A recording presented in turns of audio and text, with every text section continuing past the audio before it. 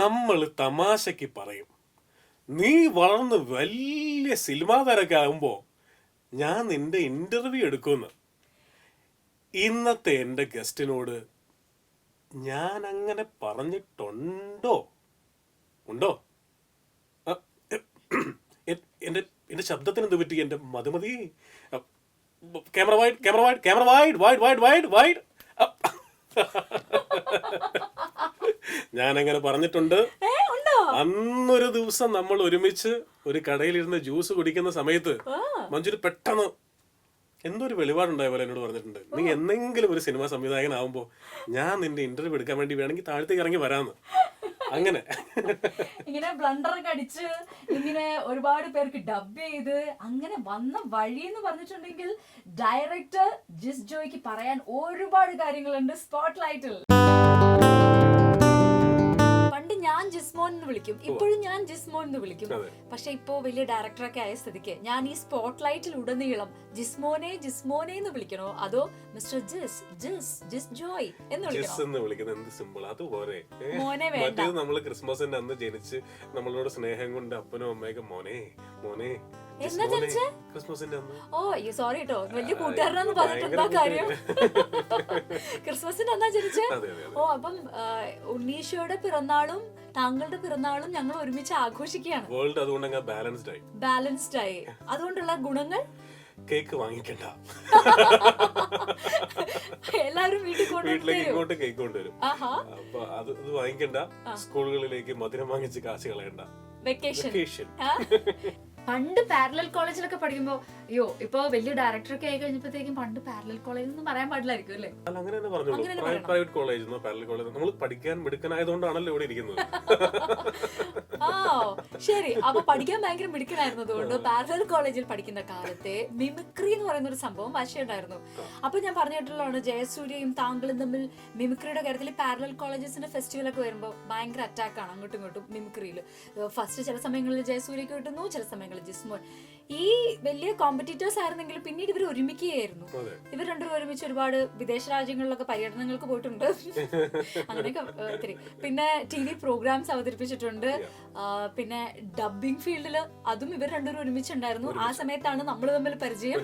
പ്രശസ്ത dubbing artist ആയിരുന്നു മഞ്ജു അല്ലെ, അങ്ങനെ പരിചയം. പിന്നെ ആഡ് മേക്കിംഗ് ആയി, പിന്നെ ഫിലിം മേക്കർ ആയി, പിന്നെ ലിറിസിസ്റ്റ് ആയി. ഇതിനിടയ്ക്ക് എവിടെയോ അഭിനയിക്കുകയൊക്കെ ചെയ്തു. അങ്ങനെ ടോട്ടലി പറഞ്ഞാൽ ജിസ്മോൻ ജിസ് ജോയ് ഒരു വലിയ സംഭവമാണ്. ഇതൊക്കെ ആക്സിഡന്റലി ആണോ അവിടെ നിന്ന് ഇങ്ങനെ അങ്ങനെ ഇങ്ങനെയൊക്കെ ആയത്, അതോ എല്ലാം കണക്ക് കൂട്ടി കാൽക്കുലേറ്റഡ് മൂവ് ആണ്? അല്ലല്ല, ഒരിക്കലല്ല. എന്റെ ജീവിതത്തിൽ ഇന്നോളം ഒന്നും കാൽക്കുലേറ്റ് ചെയ്ത പോലെ സംഭവിച്ചിട്ടില്ല ഒന്നും. ഇപ്പോ എന്താ പറയാ, യാദൃശികമായിട്ട് ഡബിംഗ് ആർട്ടിസ്റ്റ് ആയിട്ട് വന്നു. അത് ജയസൂര്യ, ഒബ്വിയസ്ലി ജയസൂര്യാണ് ഹെൽപ്പ് ചെയ്തത്. അന്ന് ജയസൂര്യ ഡബിംഗ് ആർട്ടിസ്റ്റ് ആയിരുന്നല്ലോ. പക്ഷെ എന്നെ കൊണ്ടുവന്ന് അവൻ അത് നിർത്താൻ തീരുമാനിച്ചപ്പോഴാണ് എന്നെ ഇൻട്രോഡ്യൂസ് ചെയ്യുന്നത്. കാരണം ജയൻ ഭയങ്കര ഫോക്കസ്ഡ് ആയിരുന്നു. എന്റെ നേരെ കോൺട്രാസ്റ്റഡ് ആണ് ജയൻ. ജയൻ ഭയങ്കര ഫോക്കസ്ഡ് ആണ്. കാരണം അന്നൊരു അത്യാവശ്യം ഇൻകം കിട്ടുന്ന പരിപാടിയാണ് ഈ ഡബിംഗ്. പക്ഷെ കോട്ടയം നസീർ സാറ്, നസീർക്ക അവന്റെ അടുത്ത് പറഞ്ഞു, ജയ ഈ അഭിനയിക്കാൻ നടക്കുന്നുണ്ടെങ്കിൽ, അഭിനയിക്കണമെന്ന് ആഗ്രഹമുണ്ടെങ്കിൽ ഈ ഡബിങ്ങും അഭിനയവും രണ്ടും കൂടെ ഒരുമിച്ച് കൊണ്ടുവരുന്നത് എന്ന് പറഞ്ഞു. അങ്ങനെയാണ് ജയൻ ഡബിങ് അവസാനിപ്പിക്കാൻ തീരുമാനിക്കുന്നത്. എന്നെ ആ ക്യാപ്പിലേക്ക് കൊണ്ടുവരികയും ഞാൻ അതിങ്ങനെ ഒരു കച്ചിത്തിരുമ്പായിട്ട് അതിലിങ്ങനെ കുറേ നാള് ആസ്വദിച്ച് ഒരുപാട് നല്ല കഥാപാത്രങ്ങൾക്ക് ഡബിങ് അതിൽ തന്നെ ആയിരുന്നു. പിന്നെ മഞ്ജുവിന് അറിയാലോ, അങ്ങനെയാണ് നമ്മളൊക്കെ പരിചയപ്പെട്ടത്. അത് കഴിഞ്ഞ് പിന്നെ ആങ്കറായി, TV ആങ്കറായി, ഒരു സ്വകാര്യ ചാനലിൽ പ്രോഗ്രാം ഡയറക്ടറായി. അതിനൊപ്പം റാഡ് ഫിലിം കമ്പനി സ്റ്റാർട്ട് ചെയ്തു. കുറെ നല്ല പരസ്യങ്ങൾ ചെയ്യാൻ പറ്റി. സപ്പോസ് ഈ പറയുന്ന പോലെ ആർട്ട് എന്ന് പറയുന്ന ഒരു സംഭവത്തിലേക്ക് വന്നില്ലായിരുന്നെങ്കിൽ ഈ പഠിക്കാൻ മോശമായിരുന്ന ജിസ് ജോയ് എന്താകുമായിരുന്നിരിക്കാം? എനിക്ക് തോന്നുന്നു മെഡിക്കൽ ഷോപ്പിൽ എടുത്ത് കൊടുക്കുന്ന അതുമല്ലോ പഠിച്ചിട്ട് ആകുമായിരുന്ന പലപ്പോഴും ആലോചിച്ചിട്ടുണ്ട് അതിനെ കുറിച്ച്. ഒന്നുകിൽ അതായിരിക്കും, അതല്ലെങ്കിൽ ഞാൻ ചിലപ്പോൾ എന്തെങ്കിലും അന്ന് ഈ ബന്ധുക്കൾ കുറെ പേര് വിദേശങ്ങളിൽ ഉള്ളതുകൊണ്ട് ഏതെങ്കിലും ഒരു ബന്ധുവിന്റെ കയ്യോ കാലോ പിടിച്ച് ഏതെങ്കിലും ഒരു വിദേശ രാജ്യത്ത് എന്തെങ്കിലും ജോലി എടുത്ത് അതായിരിക്കും ഒരു 80% ചാൻസ്. ഇതെല്ലാം കഴിഞ്ഞിട്ട് നമ്മൾ ലിറിസിസ്റ്റ് എന്ന് പറയുന്ന ഒരു കിരീടവും കൂടെ വെച്ചിട്ടുണ്ട്. എന്തൊക്കെ സംഭവിക്കുമല്ലോ, എന്തൊക്കെ കാണണം ഈശ്വര. അപ്പൊ ഈ ലിറിസിസ്റ്റ് ആയതിന്റെ complete credit goes to mister Deepak Dev. Bicycle തീവ്സിന് വേണ്ടിയിട്ട് ഒരു പ്രഗത്ഭനായ ഒരു എന്താ പറയാ, ഭയങ്കര ആദരണീയനായ ഒരു കവിയെ കൊണ്ട് എഴുതിക്കണമെന്ന് ഞങ്ങൾക്ക് ഭയങ്കര ആഗ്രഹമായിരുന്നു. ഒരു പാട്ട് ഓൾറെഡി കൈതപ്പുറം ദാമോദരൻ നമ്പൂതിരി എഴുതി. അപ്പൊ ദീപക് ദേവ് ഞാനും കൂടെ ഈ പറയുന്ന സോക്കോൾഡ് വലിയ കവി, ഒരിക്കലും നമുക്ക് മലയാള സിനിമയ്ക്ക് ഒരിക്കലും നിഷേധിക്കാനാവാത്ത ഇന്ന് ജീവിച്ചിരിക്കുന്ന ഒരു കവിയാണ്. അദ്ദേഹത്തെ ഞങ്ങൾ കോൺടാക്ട് ചെയ്തു. ദീപക് ദേവാണ് കോൺടാക്ട് ചെയ്തത്. അദ്ദേഹം വളരെ സന്തോഷമായി പാട്ട് എഴുതാം. പക്ഷെ അദ്ദേഹം പറഞ്ഞു സിനിമയിലുള്ള 3 പാട്ടും അദ്ദേഹത്തിനെ കൊണ്ട് എഴുതിപ്പിച്ചാൽ മാത്രമേ അദ്ദേഹം പാട്ട് എഴുതുള്ളൂ, ഒരു പാട്ടായിട്ട് എഴുതത്തില്ല. അതായത് ലിറിക്സ് എന്ന് പറഞ്ഞുകൊണ്ട് ഷെയർ ചെയ്യാൻ അദ്ദേഹം ആഗ്രഹിക്കുന്നില്ല, വേറൊരാളുടെ പേര് ഷെയർ ചെയ്യാൻ പറ്റില്ല. അപ്പൊ ഞങ്ങൾ മനസ്സുകൊണ്ട് തകർന്ന് തരിപ്പണേ. ഞാൻ ഒരുപാട് സ്വപ്നം കണ്ടു, കാരണം അദ്ദേഹം കുറെ നാളായി മലയാളത്തിൽ ഇപ്പോൾ ഈ ന്യൂജൻ പടങ്ങളിൽ പാട്ട് എഴുതിയിട്ട്. അങ്ങനെ ഞങ്ങൾ മറ്റൊരു കവിയെ തേടിപ്പോയി. അദ്ദേഹം വളരെ വെൽക്കമിങ് ആയിരുന്നു, എഴുതാമെന്ന് പറഞ്ഞു. പക്ഷെ അദ്ദേഹത്തിന് ഒരു ഡിമാൻഡ് ഉണ്ടായിരുന്നു, ഡമ്മി എഴുതി തരാവോ മീറ്റർ വെച്ചിട്ട്. ഇപ്പൊ എന്ന് പറഞ്ഞ ദീപക് ദേവ് അങ്ങനെയാണ് ട്യൂൺ ഉണ്ട്. അപ്പൊ ആ ട്യൂണിന് മീറ്റർ എഴുതി ഡമ്മി വരികൾ എഴുതി തരാമോന്ന് ചോദിച്ചു. അപ്പോ ഞാൻ പറഞ്ഞു ഞാൻ എഴുതാം എന്ന് പറഞ്ഞ് പേപ്പർ പേന എടുത്ത് എഴുതിയിട്ട് അന്ന് തന്നെ സ്ക്രീൻഷോട്ട് എടുത്ത് ദീപക് ദേവന് അയച്ചു കൊടുത്തു. രാത്രി ആയപ്പോ അപ്പൊ ദീപക് അയച്ചിട്ട് ഇത് ആരും എഴുതിയത്? ഞാൻ പറഞ്ഞു ഞാനാണ് എഴുതിയത്. ഞാനാണ് അയാൾ. ആരാണ് അയാൾ? ഞാനാണ് അയാൾ. അയച്ചു കൊടുത്തു. ദീപക് ഞെട്ടൊന്നുമില്ല. അപ്പൊ ചോദിച്ചു എടോ ഇതിപ്പോ താൻ ഈ കഥയിലൂടെ പറയാനുള്ള, ഈ പാട്ടിലൂടെ പറയാനുള്ള സംഗതി താൻ എഴുതി വെച്ചിട്ടുണ്ട്. അവിടെ ഇവിടെയും കുറച്ച് ക്ലീഷേ പ്രയോഗങ്ങളുണ്ട്. ആ പ്രയോഗങ്ങൾ ഒന്ന് ഫൈൻ ട്യൂൺ ചെയ്ത് തന്നു കഴിഞ്ഞാൽ നമുക്ക് ഇനി മറ്റേ അടുത്തേക്ക് പോകണ്ട, ഇത് വെച്ചാൽ മതി. എന്ത് ഞാനൊരു എഴുത്തുകാരനായിരുന്നു. വീണ്ടും ഒരു മണിക്കൂർ കൂടെ ഇരിക്കുന്നു. അങ്ങനെയാണ് ബൈസിക്കിൾ ദിവസത്തിലെ മേലെ വാനിലെ കിളികളായി എന്ന് പറയുന്ന പാട്ടുണ്ടാവുന്നത്. പക്ഷെ എന്നാലും ഭയങ്കര കവിയാണ്. ആദ്യത്തെ സിനിമയിൽ 2 പാട്ടേ ഞാൻ എഴുതിയുള്ളൂ. രണ്ടാമത്തെ സിനിമ ഇപ്പൊ 4 പാട്ടായി. പിന്നെ ഇപ്പൊ 3ാമത്തെ സിനിമ വിജയ് സൂപ്പറും പൗർണമി എത്തിയപ്പോ 7 പാട്ടായി. ഇനി അടുത്ത സിനിമയിൽ എത്ര പാട്ടുണ്ടാവുമോ ആവോ എല്ലാം ഞാൻ തന്നെ. മ്യൂസിക്കലും വിജയ് സൂപ്പറും പൗർണമിയും കുറച്ചുകൂടി മ്യൂസിക്കലാണ്.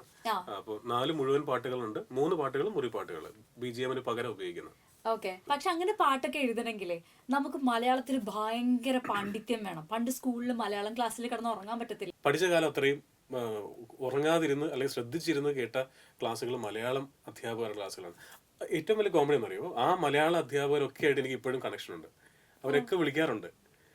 അവരെല്ലാം സ്കൂളിൽ പഠിപ്പിച്ച്, എനിക്ക് തോന്നുന്നു 4ാം ക്ലാസ്സിൽ മുതൽ പഠിപ്പിച്ച് ഇങ്ങോട്ട് പഠിപ്പിച്ച അന്നമ്മ ടീച്ചർ എന്ന് പറയുന്ന മേരിമാതാ സ്കൂളിലെ അന്നമ്മ ടീച്ചർ, സെയിന്റ് അഗസ്റ്റിൻസ് സ്കൂളിലെ കരുണാകരൻ സാറ്, എന്നെ കോളേജിൽ പഠിപ്പിച്ച ജോഷി പോൾ, മലയാള അധ്യാപകരുടെ പേരുകളും അവരുടെ കാര്യങ്ങളും ഒക്കെ കൃത്യമായി ഫോളോ അപ്പ് ഉണ്ട് അവരുമായിട്ട്. സൺഡേ ഹോളിഡേയിലെ വളരെ അർത്ഥവത്തായ ഒരു പാട്ടുണ്ടല്ലോ, പ്രചണ്ഡനം. ആ പാട്ട് എഴുതാനായിട്ട് താങ്കളുടെ കയ്യിലേക്ക് തന്നപ്പോ പറഞ്ഞൊരു റൂള്, 1 മണിക്കൂറിലധികം ഇതിനെപ്പറ്റി ചിന്തിക്കാൻ പാടില്ല. 1 മണിക്കൂറിലധികം ചിന്തിച്ചിട്ടുണ്ടെങ്കിൽ ലോജിക്ക് കടന്നു വരും. അപ്പൊ അതുകൊണ്ട് 1 മണിക്കൂറിൽ അങ്ങനെ തിട്ടപ്പെടുത്തിയെടുത്ത കുറച്ച് വരികളാണ് ആ പാട്ടിൽ ഉൾപ്പെടുത്തിയിരിക്കണേന്ന് പറഞ്ഞു. പക്ഷെ ആ പറഞ്ഞതിൽ എന്തെങ്കിലും അർത്ഥമുണ്ടോ? താങ്കൾ ഇല്ലോജിക്കൽ ഇങ്ങനെയുള്ള സംഭവം ഈ പറയുന്ന പോലെ ഒരു ടൈം ലിമിറ്റിലുള്ളതാണോ, അത് നമ്മൾ എഴുതി വരുമ്പോ? അങ്ങനല്ല. ഇപ്പം അതിനെക്കുറിച്ച് ആലോചിച്ചിട്ട് ഇപ്പൊ ധർമ്മജൻ എന്ന് അവതരിപ്പിച്ച കഥാപാത്രം ഒരു ബാറിലിരുന്നിട്ട് ടിഷ്യൂ പേപ്പറിൽ എഴുതുന്ന കവിതയാണ്. അപ്പൊ ആ കവിതയിൽ കുറെ അധികം മണ്ടത്തരങ്ങൾ ഉണ്ടാവണം. ഓക്കെ. പാവം ദീപക് ദേവിന് അറിയില്ല അവൻ ആരോടാണ് സംസാരിക്കുന്നതെന്ന്. 1 മണിക്കൂറല്ല, ഒരാഴ്ചയിടുന്നാലും ഇതില് മണ്ടത്തരേ വരുമെന്നുള്ള കാര്യം അവൻ അറിയില്ല. അതുകൊണ്ട് പാവം എന്തൊക്കെയോ റൂളൊക്കെ പറഞ്ഞു. ഞാനിങ്ങനെ ശരി 1 മണിക്കൂർ എഴുതണം. ഓക്കെ ദീപക് എഴുതി കളയാം. അതിപ്പോ 1 വർഷം എടുത്ത് എഴുതിയാലും ഞാൻ അങ്ങനെയൊക്കെ എഴുതുള്ളൂ. എഴുതാനിരിക്കുമ്പോ എങ്ങനെയാ പൊതുവെ? ചില ആൾക്കാർ പറയില്ല, എനിക്ക് ഇങ്ങനെ നദിക്കരയിലൊക്കെ ഇരിക്കുമ്പോഴാണ് നല്ല നല്ല വാക്കുകൾ വരിക. എന്റെ രീതി പറയട്ടെ, കുളിച്ച് കുട്ടപ്പനായി നല്ല ഡ്രസ്സൊക്കെ ഇട്ട് മുറിയൊക്കെ നല്ല വൃത്തിയായിട്ടായിരിക്കും എഴുതാതിരിക്കുന്ന മുറി എന്നൊക്കെ പറഞ്ഞാൽ ഭയങ്കര നീറ്റ് ആൻഡ് ക്ലീൻ ആണ്. ഒരു പൊടി പോലും ഉണ്ടാവാൻ ഞാൻ സമ്മതിക്കില്ല. അത്ര നീറ്റ് ആയിട്ടുള്ള എന്റെ ഒരു മുറി, നമ്മളിപ്പോ ഇരിക്കുന്ന പോലത്തെ ഒരു മുറിയാണ്. ആ മുറിയിൽ വേറെ സിനിമ കാണാനുള്ള ഒരു ഹോം തിയേറ്റർ സൗകര്യം ഒക്കെ ഉണ്ട്, അത്രേ ഉള്ളൂ. അപ്പോൾ അവിടെ വളരെ കുളിച്ച് കുട്ടപ്പനായിരുന്നു, നല്ല ഡ്രസ്സൊക്കെ ഇട്ട് പെർഫ്യൂം ഒക്കെ അടിച്ച് ഞാൻ തന്നെ എവിടെയോ യാത്ര പോകുന്ന പോലെ പേപ്പറും പേനയും എടുത്ത് അങ്ങനെ ഇരുന്നിട്ടാണ്. വേറെ എവിടെയും ഒരു പുഴ തീരമോ അല്ലെങ്കിൽ യാത്ര അങ്ങനെ ഒന്നുമില്ല. സ്വസ്ഥമായിട്ട് നമ്മൾ ഭയങ്കര എന്താ പറയാ, ഭയങ്കര എലഗന്റ് ആയിട്ട് ഇരിക്കുന്നു എന്ന് എനിക്ക് തന്നെ തോന്നുന്നു. ആ സമയത്ത് mobile phone switched off. Mobile phone ആ മുറിയിലേ ഉണ്ടാവില്ല. റൂം ലോക്ക്ഡ് ആയിരിക്കും. ലോക്ക്ഡൌണിന്റെ ആവശ്യമില്ല. ഞാൻ എഴുതാൻ വേണ്ടി വാങ്ങിച്ചിരിക്കുന്ന ഫ്ലാറ്റിനകത്ത് വേറെ ആരുമില്ല. എഴുതാൻ വേണ്ടി മാത്രം ഒരു ഫ്ലാറ്റ് ഉണ്ട്. അത്രയും സീരിയസ് ആയിട്ടാണ് നമ്മൾ സിനിമയെ കാണുന്നത്. ഞാൻ പറഞ്ഞു വന്ന പോയിന്റ് അതാണ്, നോട്ട് മൈ പോയിന്റ്. നമ്മൾ സിനിമയെ കാണുന്ന അത്ര സീരിയസ് ആൾക്കാരെ പറ്റിക്കാനുള്ള വേദിയല്ല മഞ്ജു. അതാണ് നമ്മൾ കാര്യം തമാശയിലൂടെയാണ് പറഞ്ഞെങ്കിലും വെരി സീരിയസ്. ഞാൻ സിനിമയെ കാണുന്നത് അല്ലെങ്കിൽ ഒരു വർഷം ഒരു സിനിമ ചെയ്യണം എനിക്ക് ഒരു നിർബന്ധമില്ല. ഈ വർഷം ഈ സിനിമ ചെയ്യണം. നമുക്ക് ആ ഇൻസെക്യൂരിറ്റി പ്രോബ്ലം വരുമ്പോഴാണ് നമ്മൾ ഈ കഥയില്ലായ്മയിൽ നിന്ന് കഥ ഉണ്ടാക്കുന്നതും എങ്ങനെയെങ്കിലും എന്തെങ്കിലും എഴുതി വിടുന്നതും. മഞ്ജു നമ്മൾ ഒരിക്കലും ഡിസർവ് ചെയ്യുന്ന പൊസിഷനിലല്ല ഇരിക്കുന്നതെന്ന് വ്യക്തമായിട്ട് അറിയാവുന്ന ഒരാളാണ് ഞാൻ. ഓക്കെ, മീനിങ് പറയുക. പ്രചണ്ഡനം പെട്ടെന്ന് കേട്ടാൽ എവിടെയോ കേട്ട പോലെ തോന്നിക്കുന്ന ഒരു വാക്കായിട്ട് തോന്നണം. That's it. അങ്ങനെ വാക്കില്ല, മീനിങ് ഇല്ല, പക്ഷെ എവിടെയോ കേട്ടിട്ടുണ്ട്. ആ പാട്ടിലെ മുഴുവൻ വാക്കുകളും അങ്ങനെയാണ്. ഓക്കെ, മൂന്നാമത്തെ പടത്തില് വിനയ് ഫോർട്ടില്ലേ നടൻ, വിനയ് ഫോർട്ട് എന്നെ വിളിച്ചിട്ട് പറഞ്ഞു, മച്ചാനെ ഒരു മ്യൂസിക് ഡയറക്ടർ ഞങ്ങളുടെ പുനെ ഫിലിം സ്റ്റുഡിയോ പഠിച്ചാണ്. പഠിച്ചത് സൗണ്ട് എഞ്ചിനീയറിംഗ് ആണ്. പക്ഷെ ഞങ്ങളെ എല്ലാ ഭാഷക്കാരെയും ഭയങ്കരമായിട്ട് എന്റർടൈൻ ചെയ്യുമായിരുന്നു. നന്നായിട്ട് പാട്ട് പാടും, നല്ല ട്യൂണുകളുണ്ട് അയാളുടെ കയ്യിൽ. ജിസിന് പറ്റുകയാണെങ്കിൽ നിങ്ങളുടെ പടത്തിലെ പാട്ടുകൾക്ക് ഇപ്പോഴും മെലഡി ഇഷ്ടമുണ്ടല്ലോ ജിസിന്, ഇയാളുടെ കയ്യിൽ കുറേ മെലഡി ഉണ്ട്, ഒരു അപ്പോയിന്റ്മെന്റ് കൊടുക്കാമെന്ന് വെച്ചാൽ ഞാൻ വരാൻ പറഞ്ഞു. എൻ്റെ ഒരു ഷൂട്ടിംഗ് നടക്കുന്ന ഒരു ആഡ് ഫിലിമിന്റെ ലൊക്കേഷനിലേക്കാണ് വരാൻ പറഞ്ഞത്. അയാളുടെ പേര് പ്രിൻസ് ജോർജ് എന്നാണ്. പുള്ളി വന്നു, ഭയങ്കര വെൽ ഡ്രസ്ഡ് ആയിട്ടൊക്കെ വന്ന് ഒരു ലാപ്ടോപ്പും ഒരു ഇയർഫോണും ഒക്കെ ഉണ്ട്. എല്ലാ തിരക്കും കഴിഞ്ഞിട്ട് ഇങ്ങനെ മനസ്സിലായി, എല്ലാ തിരക്കും കഴിഞ്ഞിട്ട് പതുക്കെ മതി കേട്ടോ. അപ്പോൾ ഞാൻ പറഞ്ഞു ഇപ്പം തിരക്കില്ല, ഇപ്പോൾ ലഞ്ച് ബ്രേക്ക് ആണല്ലോ, കുഴപ്പമില്ല. അന്ന് നമുക്ക് ലഞ്ച് കഴിക്കാം. ലഞ്ച് കഴിച്ച് കഴിഞ്ഞിട്ട് നേരെ ഈ ഇയർഫോൺ തല വെച്ച് വന്നിട്ട് ഞാൻ പ്ലേ ചെയ്തോട്ടെ, എൻ്റെ മനസ്സിലുള്ള കുറച്ച് ട്യൂണുകളാണ്. അപ്പോൾ അവൻ ട്യൂണുകൾ പ്ലേ ചെയ്തു. അതിനകത്തൊക്കെ ഇവൻ തന്നെ നന്നായിട്ട് പാട്ട് പാടും, ഗന്ധർവ സംഗീതത്തിൽ പാടിയിരുന്നു. അപ്പോൾ പാടിയിട്ടുണ്ട്. പുള്ളി തന്നെ ഡമ്മി ലിറിക്സ് എഴുതിയിട്ടുണ്ട്. എന്തൊക്കെ കണക്ഷൻസ് ഒന്നുമില്ല, പക്ഷെ ലിറിക്സ് എഴുതിയിട്ടുണ്ട്, പ്രചണ്ഡനം പോലെ. അപ്പൊ എനിക്ക് ഭയങ്കര 3-4 പാട്ട് കേട്ടപ്പോൾ എനിക്ക് മനസ്സിലായി, കാരണം എല്ലാം ഒന്നിനൊന്നും വെട്ടുന്ന പാട്ടുകളാണ്. അപ്പോൾ പിന്നെ കൃത്യമായിട്ട് പുള്ളി ഫോളോ അപ്പ് ചെയ്യായിരുന്നു. അപ്പൊ ഞാൻ പുള്ളിയുടെ ഒരു നിമിഷത്തിൽ ഞാൻ അദ്ദേഹത്തോട് പറഞ്ഞു, നിങ്ങൾ കൃത്യമായി നമ്മളിപ്പോൾ പരിചയപ്പെട്ടിട്ട് ഒരു 3-4-5 മാസം കഴിഞ്ഞു, കൃത്യമായി ഫോളോ അപ്സ് നടത്തി, നിങ്ങളുടെ കയ്യിൽ ട്യൂൺ ഉണ്ട്, നിങ്ങൾ സിനിമയിലേക്ക് വരേണ്ട ആൾ തന്നെയാണ്. എൻ്റെ അടുത്ത പടത്തിൽ എനിക്ക് ദീപക് ദേവായിട്ട് അത്ര സിംഗാണ്, സുഹൃത്തുക്കളാണ്, പക്ഷെ എൻ്റെ അടുത്ത പടത്തിൽ നിങ്ങൾക്ക് ഓക്കെ നിങ്ങൾ ഇൻട്രൊഡ്യൂസ് ചെയ്യാം, ഉറപ്പായിട്ട് ഇൻട്രൊഡ്യൂസ് ചെയ്യാം, ഒരു വാക്കും കൊടുത്തു. ഒരു തുടക്കക്കാരി അല്ലെങ്കിൽ തുടക്കക്കാരന് ജിസ് എന്ത് ഇതായിരിക്കും കൊടുക്കുക? അതായത് ഇങ്ങനെയൊക്കെയുള്ള സ്ട്രാറ്റജി എങ്ങനെ സെറ്റ് ചെയ്യുക? അസിസ്റ്റ് ചെയ്യാൻ പോയിട്ടില്ല ആരും. പിന്നെ എവിടെ നിന്നാണ്, എങ്ങനെയാണ് ഈ സ്ട്രാറ്റജി ഒക്കെ? വേറെ എന്തെങ്കിലും പഠിക്കാൻ പോയോ? ഈ പാട്ട് എഴുതി എന്ന് പറയുന്ന പരിപാടിയില്ലേ, അത് തന്നെയാണ് എല്ലാത്തിലും നടന്നിട്ടുള്ളൂ. അതായത് ലോഹിദാസ് സാറിന്റെയും പത്മരാജ് സാറിന്റെയും പുസ്തകങ്ങളുടെ കഠിനമായ ആരാധകനാണ് ഞാൻ, ഭീകരനായ ആരാധകനാണ്. അവരുടെ ഇപ്പോഴും മിനിഞ്ഞാന്നും കൂടെ അപ്പനും അമ്മയും വണ്ടിയിലിരിക്കുകയാണ്. പെട്ടെന്ന് ബുക്ക് സ്റ്റോൾ കണ്ടപ്പോൾ ചാടി ഇറങ്ങി പോയിട്ട് ലോഹിദാസ് സാറിന്റെ ആരെങ്കിലും എഴുതിയ ബുക്കുകളോ പോലെ ഇത് ഓർമ്മകളോ എല്ലാം വന്നിട്ടുണ്ടോ? ഇല്ല. ഓക്കെ ശരി എന്ന് പറഞ്ഞ വണ്ടി കയറി തിരിച്ചു പോന്നു. അത്രയും ഈ ലോഹിദാസ് എന്ന് പറഞ്ഞ മനുഷ്യന്റെ വലിയൊരു ആരാധകനാണ് ഞാൻ. ഏറ്റവും കൂടുതൽ വിഷമിച്ചിട്ടുള്ളത് ലോഹിദാസിന്റെ വേർപാടിലും ജോൺസൺ മാഷിന്റെ വേർപാടിലുമാണ്. ഇതിൽ ജോൺസൺ മാഷുമായിട്ട് എനിക്ക് പ്രത്യക്ഷത്തിൽ ഒരു കണക്ഷനും ഇല്ല, പക്ഷെ ലോഹിദാസ് സാറുമായിട്ട് ബന്ധമുണ്ടായിരുന്നു. ഒരുപക്ഷെ അദ്ദേഹം ഇന്നുണ്ടായിരുന്നെങ്കിൽ ഞാൻ ഏറ്റവും ആദ്യം കഥ ഡിസ്കസ് ചെയ്യുന്നതും പറയുന്നതും അതിൻ്റെ കുറവുകളും കൂടുതലുകളും ഡിസ്കസ് ചെയ്യുന്നത് എപ്പോഴും ലോഹി സാറുമായിട്ടായിരുന്നിരിക്കും, ഉറപ്പായിട്ടും. കാരണം ചക്രം എന്ന് പറഞ്ഞ സിനിമയിൽ ആർക്കൊക്കെയോ വേണ്ടി ഞാൻ ഡബ് ചെയ്തിട്ടുണ്ട്. അങ്ങനെയാണ് അദ്ദേഹത്തെ പരിചയപ്പെടുന്നത്. അതിനുശേഷം ചക്കരമുത്ത് എന്ന് പറഞ്ഞ സിനിമയിൽ കുറെ കഥാപാത്രങ്ങൾക്ക് ഡബ് ചെയ്തിട്ടുണ്ട്. അങ്ങനെയും അപ്പോൾ ലോഹി സാറിന്റെ ഗുണം എന്ന് വെച്ചാൽ എപ്പോഴും നമ്മളോട് ഒരുപാട് സംസാരിക്കും. ഇപ്പോൾ ഹിസ് ഹാൻഡ്സ് അബ്ദുള്ളയുടെ ക്ലൈമാക്സ് എങ്ങനെ ഉണ്ടായി, ദശരഥം എങ്ങനെയാണ് എഴുതിയത്, അതാണ് ഓരോന്നും പറയും. പുള്ളിയുടെ എനിക്ക് ഓർമ്മയുണ്ട്, ചക്കരമുത്തിന്റെ കമന്റ് പറയാൻ വേണ്ടി ഞാൻ അദ്ദേഹത്തെ ഫോണിൽ രാത്രി വിളിക്കുമ്പോൾ അദ്ദേഹത്തിന്റെ വളരെ സ്വകാര്യമായി, അയാൾ ഭയങ്കര ഇമോഷണൽ ആയിട്ട് ഇരിക്കുമായിരുന്നു. ഭയങ്കര സ്വകാര്യമായിട്ടുള്ളൊരു ദുഃഖം പോലും എന്നോട് അദ്ദേഹം പങ്കുവച്ചിട്ടുണ്ട് ഓവർ ദ ഫോണിലൂടെ. അത്രയും പുള്ളിയെ വിഷമിപ്പിച്ചൊരു കാര്യം, ഇൻഡസ്ട്രിയിലെ കാര്യം തന്നെയാണ്. അപ്പോൾ ഞാൻ പറഞ്ഞ തകർന്നു പോയി. ആ ഒരു ഞായറാഴ്ച എനിക്ക് ഓർമ്മയുണ്ട്. ആ ഒരു ഞായറാഴ്ച രാവിലെ 11 മണിക്ക് ആ കോള് വരുമ്പോൾ നമ്മൾ ലിറ്ററലി ഭയങ്കരമായ ഒരുപാട് അടുപ്പുള്ള ആരോ നമ്മൾ കടന്നുപോയ പോലെ തോന്നി. ആ ദിവസം മുഴുവൻ നമ്മൾ ആ ബോഡി എവിടെയെല്ലാം കൊണ്ടുപോയി അപ്പോഴെല്ലാം കൂടെ തന്നെ ഉണ്ടായിരുന്നു. അന്ന് ആരും നമ്മളെ നോട്ടീസ് ചെയ്യാനില്ല, ആരും അറിയ പോലും ഇല്ല. പക്ഷെ പിന്നെ അതുപോലെ തന്നെ ജോൺസൺ മാഷിന്റെ വേർപാട്, അതും ഭീകരമാണ്. ആ ഇമോഷണൽ ഇതിൽ നിന്ന് നമുക്ക് തിരിച്ച് വീണ്ടും കരകയറാം. നമ്മൾ നേരത്തെ ആസിഫിന്റെ കാര്യം പറഞ്ഞു. അപ്പോഴെന്റെ ഒരു ചോദ്യം, ആസിഫിനെ നമ്മൾ ഇങ്ങനെ റിപ്പീറ്റ് ചെയ്യുന്നുണ്ട്, പക്ഷെ നായികമാരെ റിപ്പീറ്റ് ചെയ്യുന്നില്ല. വൈ? അക്ഷരം മാറുന്നില്ലല്ലോ. അക്ഷരം മാറുന്നില്ലല്ലോ. ആ ഇല്ലേ, അപർണ രണ്ടാമത്തെ പടത്തില് സൺഡേയില് ഐശ്വര്യ. ഓ ശരി, അപ്പൊ അതാണ് അതിന്റെ ഒരു കോമൺ സാധനം. ഗോപിനാഥ്. ഈ സിനിമയിൽ എന്തുകൊണ്ടാണ്, ഈ സിനിമയ്ക്ക് എന്തുകൊണ്ടാണ് വിജയ് സൂപ്പറും പൗർണമിയും എന്ന് പേരിട്ടത്?